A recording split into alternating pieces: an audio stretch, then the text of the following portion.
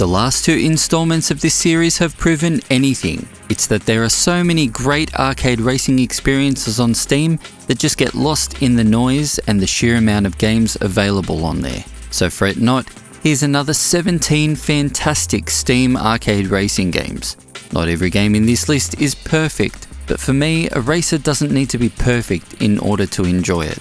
If you've got suggestions for the next installment, leave it in the comments below. And this time around, I'll also list what other platforms each of these games is available on. There's something here for everybody, so let's get on with it.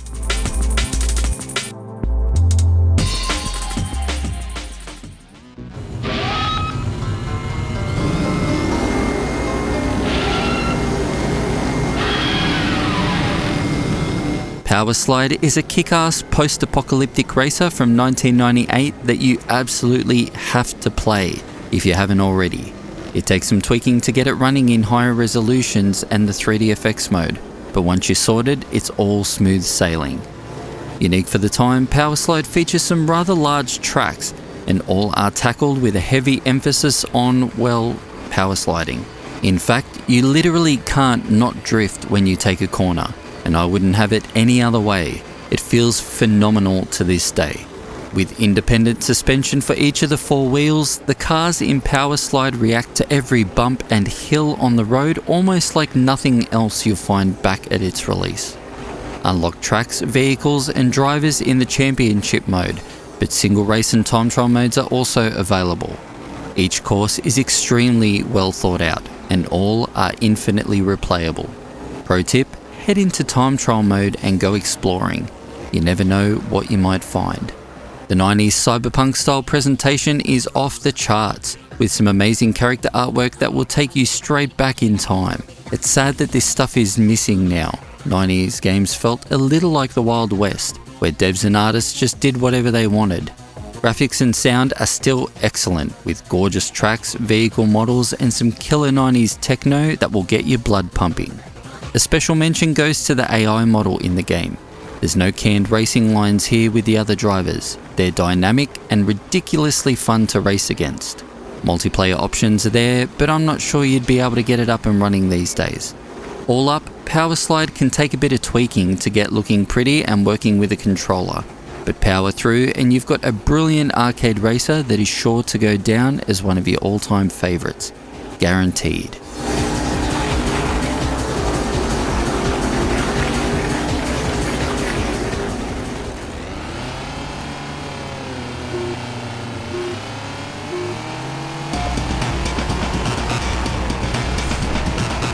Baja Edge of Control HD is a 2012 re-release of an Xbox 360 era racer that completely passed me by when it was released.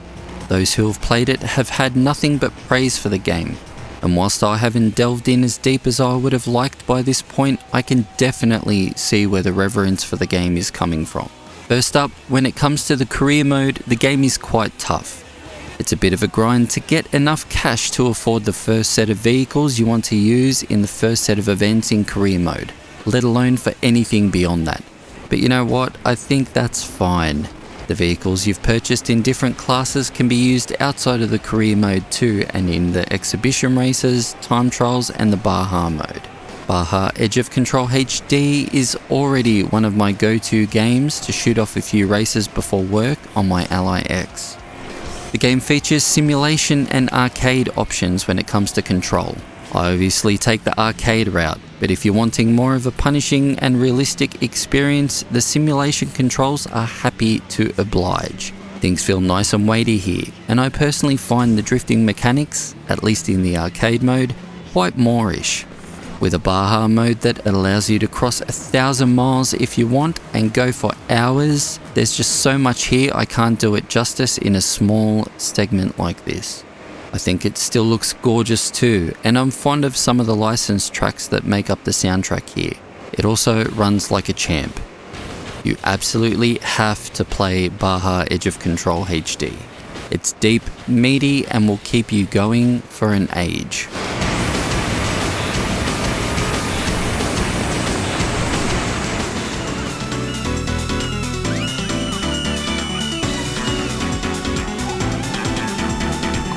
Victory Heat Rally was successfully kickstarted back in 2020 and boasts a Sega Super Scalar-esque style with special attention paid to its power drift vibes in particular.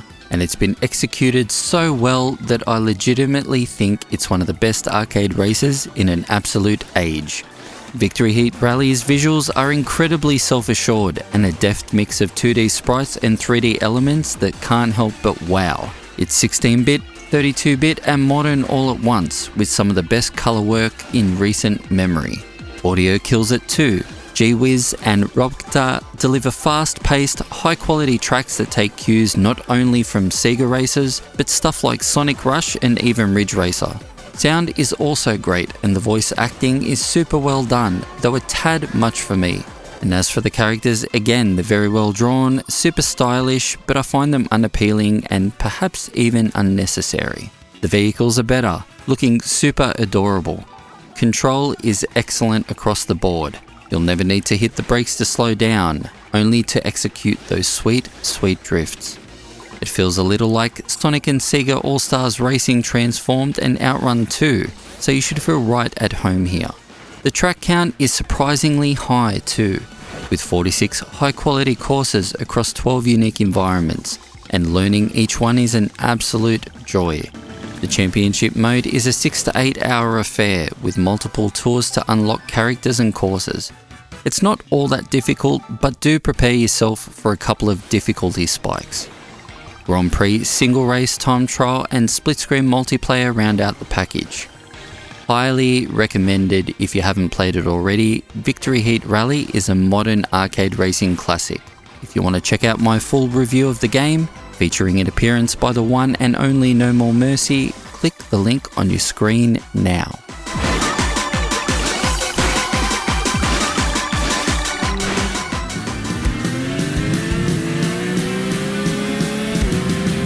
Retro Racing 2 is an excellent top-down racer by Mr. Quack that takes you back to the heady days of the Amiga. And excellent might be underselling it. Retro Racing 2 is some of the most fun I've had with a top-down racer in a very long time.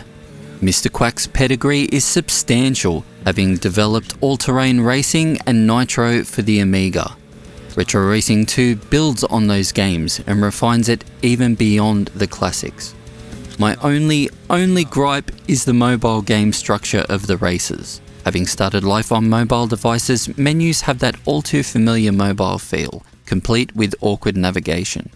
Retro Racing 2 features a ton of courses and cars. Each car has its own stats, but you don't start each race with the prescribed attributes. Instead, you'll collect speed, acceleration and grip upgrades during an actual race, and your car stats play into how many of each pickup you can store. Additionally, turbos and cash can be found in Race 2. Cash floats around and takes some skill and luck to nab. Turbos can be tempting and most of the time they help you out, but if you're not careful they can set you back if you pick one up before a nasty patch of water or a snow embankment. Save your cash up for cars that fit your playstyle and you can store more of those precious pickups. Graphically, the game is colourful but basic. I would have adored if it leaned into the full Amiga aesthetics, but what's here is attractive and most importantly, easy to read. Control is truly phenomenal. There's no brakes here, just let up on the gas while you're cornering. It's tight and pretty much perfect, I reckon. Good thing too, because the course design is excellent with tracks that flow like nothing else. You seriously cannot go wrong with Retro Racing 2.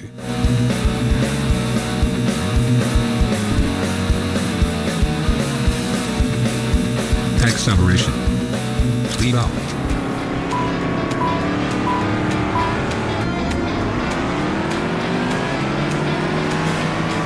Rise Race the Future is one of those races that you just wish did better. Having fallen into obscurity and not hitting all of the platforms it was intended to be on, Rise is only available on Steam and the Nintendo Switch. And despite the PC version being slightly lesser, thanks to the lower sales and a development team that dealt with a lot during its creation, it's still a fantastic, futuristic arcade rally racer that you really should jump on. First up is the challenge mode. A series of many events that will require you to complete different objectives to grab that gold. You don't even need to nab first place in a lot of these, but may be required to instead hit a certain top speed or never fall below a certain place. You get the drift. Speaking of drifts, the controls in Rise are pretty unique. This is a futuristic rally game, but drifting doesn't come all that easy. It's not over the top like in most arcade races. Cars are quite weighty and feel grounded in reality, despite the ability to turn into a hovercraft during the water sections. It's fun, quite deep, and will take you a good amount of time to get your bearings with. Races take place in 4 near-future utopian environments, and they're bright, colourful and evocative. I hope that this is what the future actually looks like, a gorgeous blend of nature and subtle tech. Each environment is a maze of roads, but each race takes place over certain combinations of roads, so it's all quite linear in the end. With time trials, multiplayer and championship modes to extend playtime, Rise is almost like nothing else out there. I'd love to see the game catch a second wind, and if you got the means, grab the Switch version too. It might look a little rougher when it comes to detail and resolution, but additional car control tweaks, refined handling and fundamental graphical upgrades make it worth the double dip. Don't shy away from this Steam version though, it's super rewarding.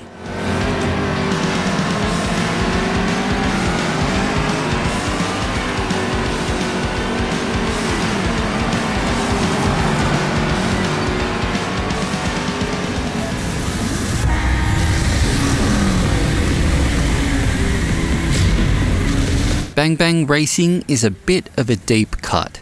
I remember first playing the game on my Tegra 3 Android tablet well over a decade ago.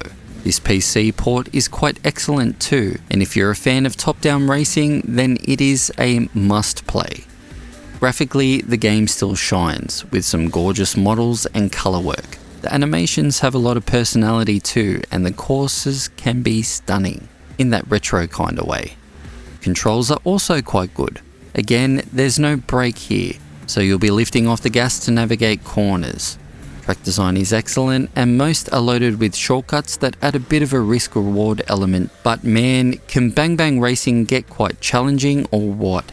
None of it feels unfair, and I've actually found the difficulty level quite gratifying. Learning each course definitely helps you rise to the top of the rankings, but the AI drivers are insanely fast too, and at times it feels like a bit of a bloodbath on the track. Don't be put off by the ancient mobile origins. Bang Bang Racing is totally worth playing even today.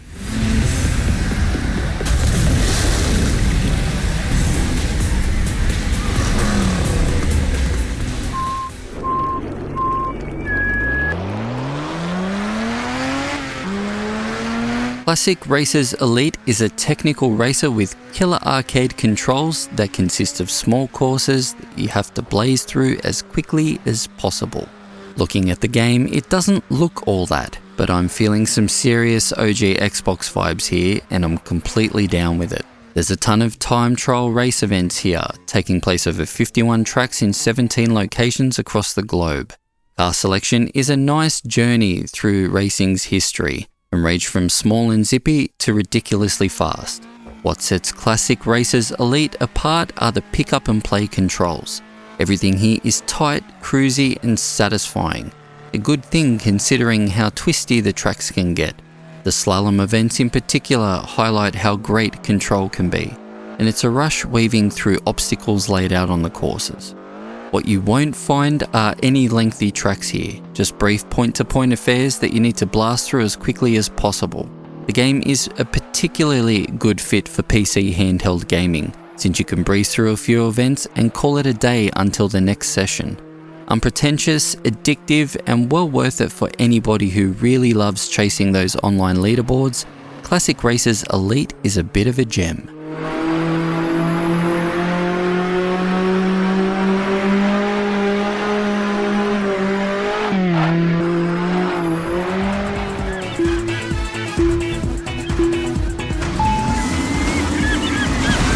Mini Motor Racing X is either an isometric racer or a traditional one, depending on your preference.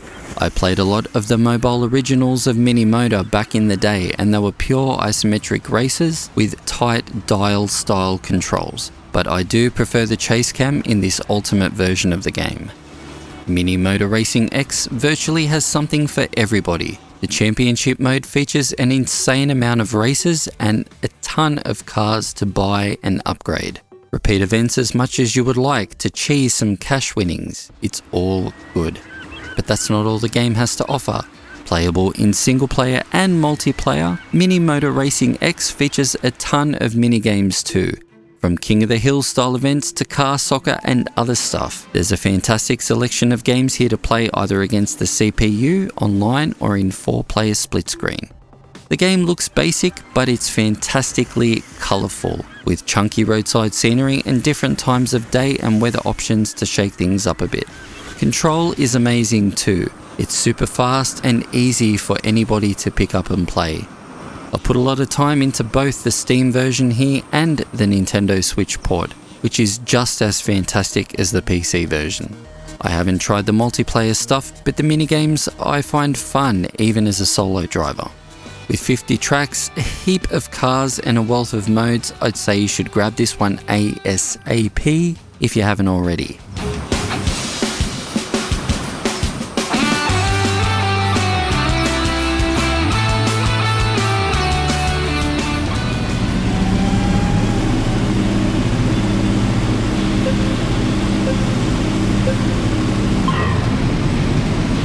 Mantis Burn Racing is another top-down racer that sets itself apart with a large single-player career mode, gorgeous graphics, and a heavy online focus for multiplayer that's there if you want it. My favourite element of the game is the gameplay. Seriously, the super drifty mechanics are some of the best out there. Banging around these courses feels like you're carving your way through them, and it feels amazing. The roster of upgradable cars is varied, but all of them can drift and drift well. Track design is excellent, and some of the courses can get quite lengthy, leading to some epic races. And whilst viewed from a top-down follow perspective, the environments have an amazing sense of place, with gorgeous and destructible environmental details and carefully considered colour palettes and views to take in along the way. Not every event can be completed with just one car, so it's best to get yourself a bunch of them, level them up, and upgrade them to hell. The difficulty level is fine, with some decent spikes that will require you to go back and replay events for some more cash. If you're connected to the internet, some of the loading screens can take an age to get past. Turn off the Wi-Fi and things get a lot speedier. Mantis Burn Racing is awesome. Play this one for the brilliantly addictive driving mechanics.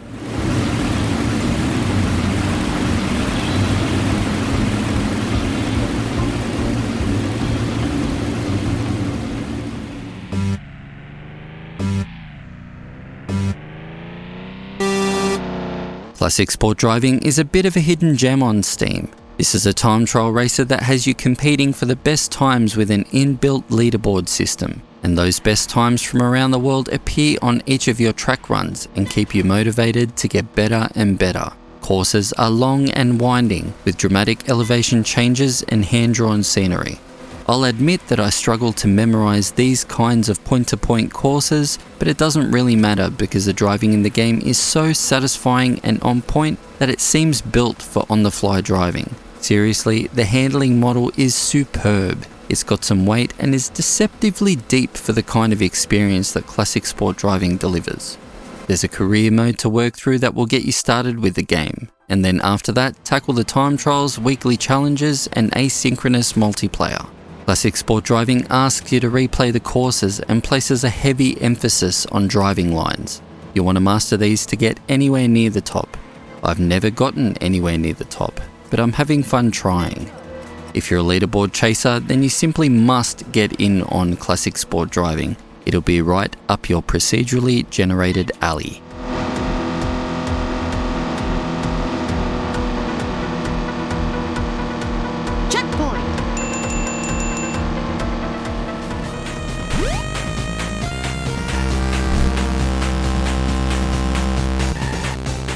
You bastards have done it now. I'm gonna kill me.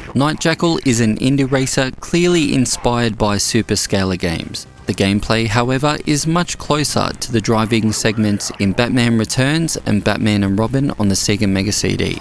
Rather than a race, you're trying to beat the clock, destroy and shoot down all enemy racers while avoiding civilian traffic. Kill the civilians and you'll lose time off your run. There's definitely shades of Chase HQ here too. I'd hesitate to call the game great, but it is an interesting one that is quite brutal to boot. I am really bad at this game, just as I was bad at the Batman games. There is a casual mode that allows you to just cruise combat free and enjoy the environments, but the combat sections are really where it's at.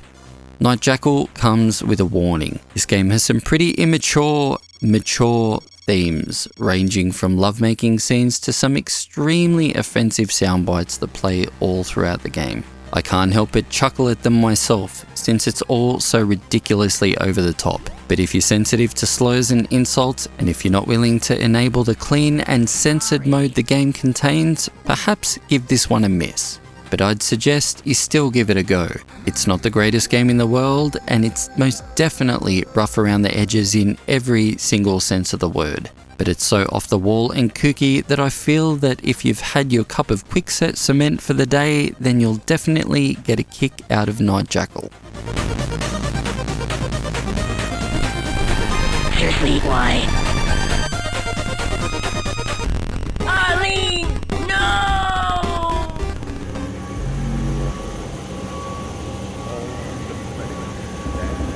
3, 2, 1, go. Extreme G2 is the PC port of the Nintendo 64 original. And doesn't it just scream that classic Nintendo 64 aesthetic? I'm a big fan of the original Extreme G, a futuristic bike racer that handles almost like nothing else out there. And this second entry is just as great as the first. It took some fiddling around and scouring the PC gaming wiki of this game to get it running the way I wanted. But it was worth the wait for the cleaner graphics and smoother frame rate. The game tops out at 30 frames per second, but it's fine. Really, I've got no issues, having played the first one to death. The campaign mode is challenging and where you'll unlock all the riders and tracks for use in the other modes. Track design can be wild, and each rider handles very differently to the last. Bikes are both twitchy and extremely accurate, and I love the way they grip the road. It's a handling model that I really wish the following sequels kept. They lost some of the nuance for the sake of accessibility, and it's a bit of a shame. The sense of speed can be quite intense too, and course design has some clever sections that take some strategic control to navigate successfully. The only downside for some is that the multiplayer options were excised from this PC port. I never would have played them myself, but if you're into the split screen stuffs, then maybe try that out on the Nintendo 64 version. If you're into the music, then buying this game is worth it for the soundtracks that are freely available in MP3 form in the game folder. Extreme G2 is amazing, and thanks to some tweaking and soundtrack options, the PC version is my go-to way to play.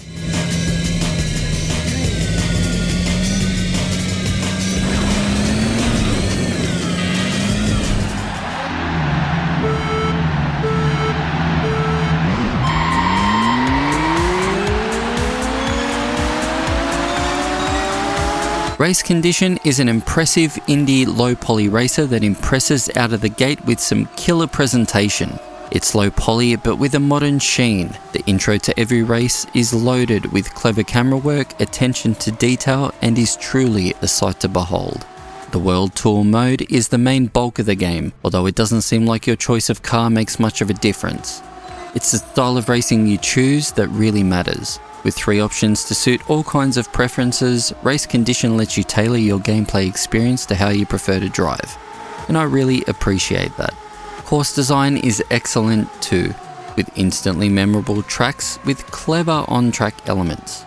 It's all quite Formula 1 inspired, complete with a light-hearted story, 21 courses with weather conditions and pit lanes. But there is some arcadey drifting here to scratch that itch too.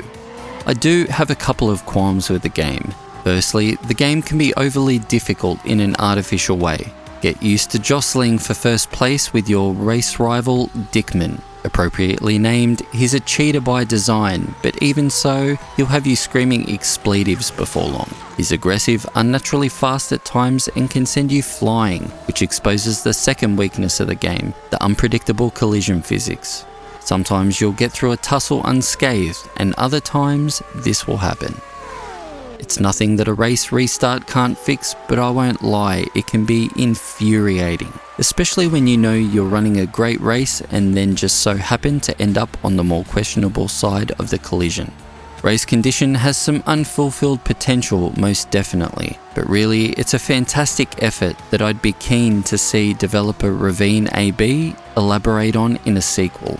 What's here is great fun, and if it looks good to you and you can handle a couple of janky elements, then definitely give it a buy.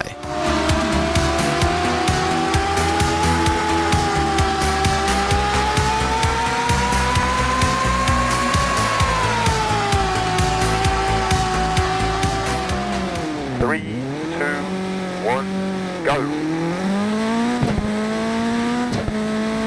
Rush Rally 3 is one of the most impressive solo dev races you are likely to play, and it's not because of the graphics or music. Both are serviceable, but it definitely function over form.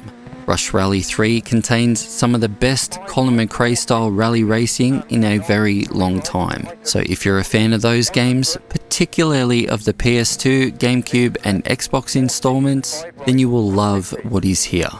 The Rush Rally series started on mobile devices. Full games with no in-app purchase garbage, they stood out for being legit games on platforms known for being full of bad stuff.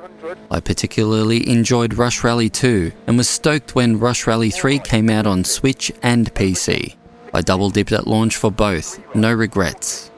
There's frankly a ridiculous amount of content here, and both the track and vehicle count is sky high. The audio is also quite next level, with amazing pace notes and excellent car sounds and effects. You'll see footage from the Switch version here too, since I'm at different points in the game on both versions. But yeah, those controls. It's all grounded in reality, but believe me when I say it's 100% accessible for any arcade race fan out there. I don't get along with Sims, but I do enjoy a more serious take on some of these motorsports occasionally. And Rush Rally 3 is one of my go-to games when I don't need the over-the-top music or drifting physics. Everything here just feels right and it's immaculately put together. My only issue with the game is the menu system. I mean, it's clearly designed for touchscreens, and though it is entirely navigable with a controller, it is far from ideal. A minor flaw, but the rest of the game is so good that I really don't mind. With a heap of rallies, rallycross modes, cross-platform multiplayer, leaderboards and weekly events, not to mention a livery editor, there's just a ton to sink your teeth into. Rush Rally 3 is a must-play for everybody, especially if you love those later Colin McRae games.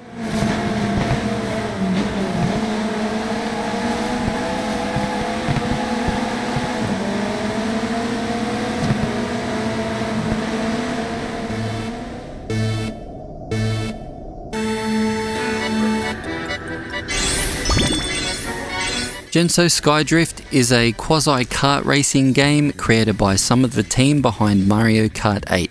You pick two riders for a race, a little bit like Mario Kart Double Dash, but here you'll be riding one of them like a hoverboard.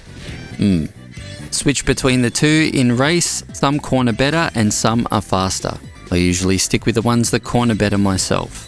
I'm really fond of the kart style handling here, and where this differs is that you'll need to get through as many boost gates as you can in a race to build up your spell energy to unleash your weaponry. The system is rather random in my experience, but it's definitely enjoyable enough.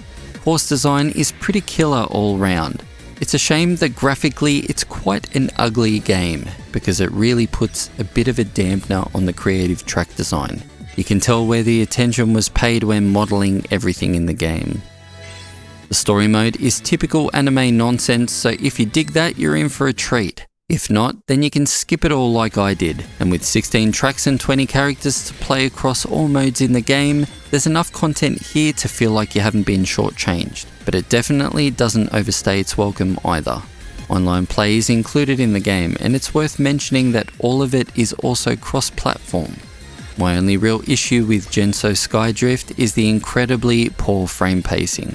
I mean, it's kind of hard to not notice. It's juddery and there's no way to fix it. Here's the Switch version. You can see that it's just as bad as a Steam release. This is technically 60 frames per second, but man, does it not feel like it at all. If you can stomach it, and if you can stomach the anime girl thing, which I'm only just able to do myself, then you're going to have a great time with this kart racer that dares to do things just a bit differently.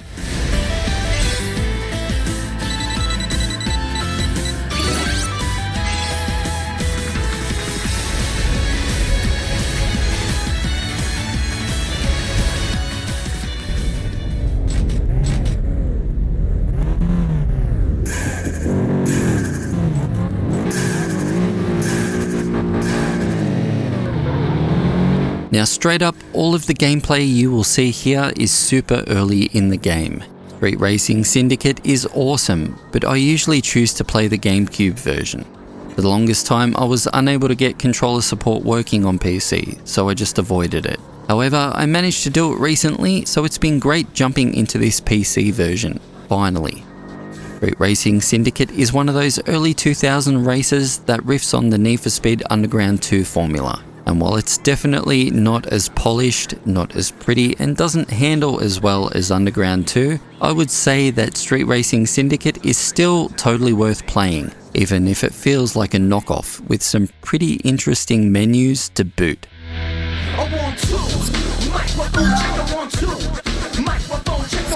Control all round is pretty good, although it's hard not to notice the bits of jank here and there, but you know the game. Race around an open map, find race events run by people with tood, win to earn money and spend your winnings on new cars and upgrades. Completely unoriginal stuff, but you know what? Sometimes that is perfectly fine, especially these days where this particular style of racer is pretty much gone.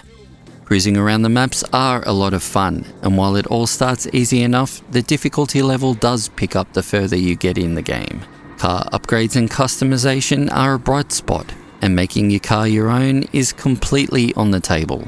Arcadey physics make the game a breeze to jump into, but I can see some out there thinking things may feel a little too straightforward and simplistic.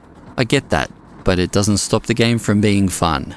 If you want a shameless Need for Speed Underground 2 or Midnight Club knockoff, then Street Racing Syndicate will serve you well. They just don't make them like this anymore.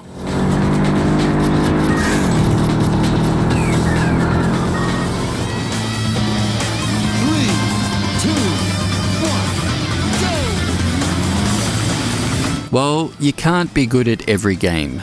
World Racing 2 is another game I am quite terrible at. Can't seem to progress much in, yet I've logged in hours and hours of play. There's 100 tracks and 80 cars set across the many countries of the world, so there's a lot to unlock in the single player mission mode. This includes races, drift challenges, checkpoint races, etc. You'll have to get good at them all too, otherwise you'll end up like me and unable to get very far at all. But man, I don't stop trying. I just keep coming back to try my luck. World Racing 2 is the Steam re-release of a budget Xbox and PS2 racer with many quality of life improvements for play on modern PCs. The game looks every bit of its age, but I still think it has a charm with some great detail in the scenery, a nice sheen on the cars, and some pretty killer music to drive around to. Controls are quite fantastic, and all of the cars feel different. What's interesting about this release is that it also features extensive workshop support, with user-created tracks and cars to download and play. There's a great game here that I'm sure you will have an easier time with than I have. I think I'm just really bad at the game, but I will crack the code one day, mark my words.